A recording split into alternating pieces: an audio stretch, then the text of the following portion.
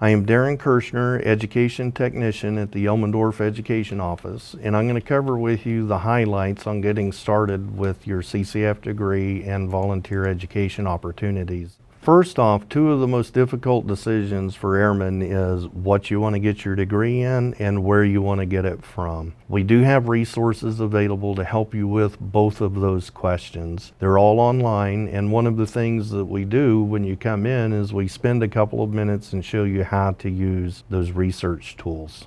So when you come into the education office, one of the first questions that we're going to ask you is if you want to earn your CCAF degree or start working on a bachelor's degree. A lot of airmen have the misconception that you have to start with the CCAF. You don't have to. If you know what degree that you want to pursue at the bachelor's level, we will encourage you to start with that. And as long as you're taking the classes in the order that your academic advisor from your school is recommending, you will finish your CCAF degree with the first 5 or so classes that you take towards your bachelor's degree. One of the documents that we will provide you is our CCAF Made Easy brochure. It lists all 3 on-base universities and 1 college that you can take your classes with. You can also pursue a bachelor's degree with those schools as well if you wish. It does list all of the general education courses that you will need to complete your CCAF. Those are also the same 5 classes that you will take for any bachelor's program.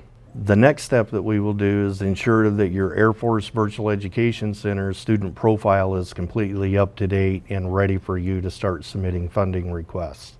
Then we'll go over your CCAF Web Progress Report. This contains all of the details of the credits, the military credits that you've already earned. It will also provide you with all of the classes that you still need to complete your CCAF degree. The third way you have to earn your college credits is through the exam process, utilizing CLEPS or Dante's exams. This is our testing handout. It does list all of the exams that are available, and it is possible to completely test out of your CCAF degree. So for the CLEPS and Dante's exam process, we do maintain a library of study guides. These are the most current study guides that the current exams are taken from. When you leave the education office, you'll be ready to submit your TA request in the Air Force Virtual Education Center.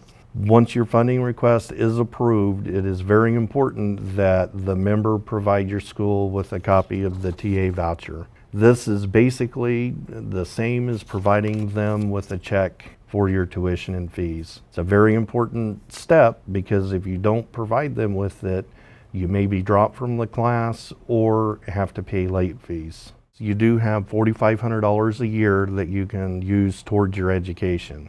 How that gets broken down is usually by semester hour of credit of $250 per credit. So the most we will pay for a 3-credit course is $750. If the school charges more than that, or any fees, including lab fees, that will be all out-of-pocket expense for you as well as the textbook. You do have to earn a grade of C or better. Unfortunately, if you do get a D or an F in a class, you do have to pay that tuition assistance back. Also, you have to be in good standing on your PT test, no negative referral, EPRs, or UIFs. And the final thing is you can request your TA as much as 45 days before the term start date, but no later than 7 days before the term start date. So if you are attending a school that exceeds the tuition assistance amount, you can use your GI Bill, and it's a process called the VA top-up. If you find yourself in that situation, definitely come to the education office and we will show you how to process your TA request so that it will also meet all the requirements for the VA.